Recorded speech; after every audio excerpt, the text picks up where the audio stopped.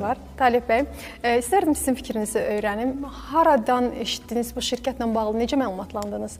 Ümumiyyətlə, hər bir valideynin arzusu övladının gələcək təhsili ilə bağlı planlarıdır və xaricdə təhsil məsələsinə gəldikdə isə son dövrlər ciddiyyət təşkil edən, xaricdə təhsil təşkil edən şirkətlərin, firmaların araşdırması məsələsi idi. Biz xeyli araşdırdıq, sosial şəbəkələr vasitəsilə, Ukrayna vasitəsilə.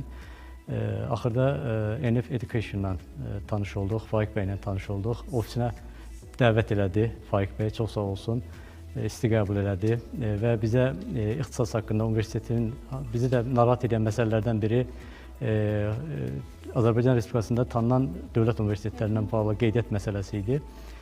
Sadaladıq universitetlər içərisində bizə uyğun olanları olduğu üçün, həm də çox böyük üstünlüklərdən də biridir ki, bəzi universitetlər Ukraynada qış qəbulu və yaz qəbulu keçirir, ildə 2 dəfə qəbul keçirir. Biz o xidmətdən yararlandıq, sənədlərimizi hazırladıq, təqdim elədik və onlayn imtahanı təşkil olundu. Ofislərində çox yüksək səviyyədə bir daha bunun şahidi olduq.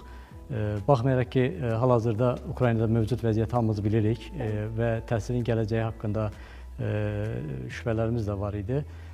Qəbuldan sonra qəbul sənədlərinin bizə təqdim olunmasını belə operativ şəkildə NF Education təsdiqlətdi və bizə onun gətirilməsinə yardımcı oldu.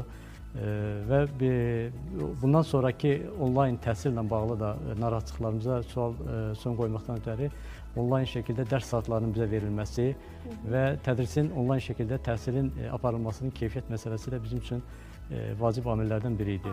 Murad, hazırda onlayndır dərslər, düzdürmü? Necə gedir? Çətindirmi? Çatdırırsınızmı? Və bir də ixtisasınızla bağlı məlumat verərsiniz? Əvvəlcə bütün izləyiciləri salamlayıram.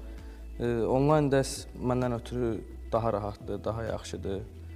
Dərsdən əlavə öz həyatımda da nəsə eləmək üçün vaxtım qalır, idmanla məşğul oluram və yaxud hüquq üzrə nəyləsə məşğul oluram, öyrənmək üçün daha dərindən.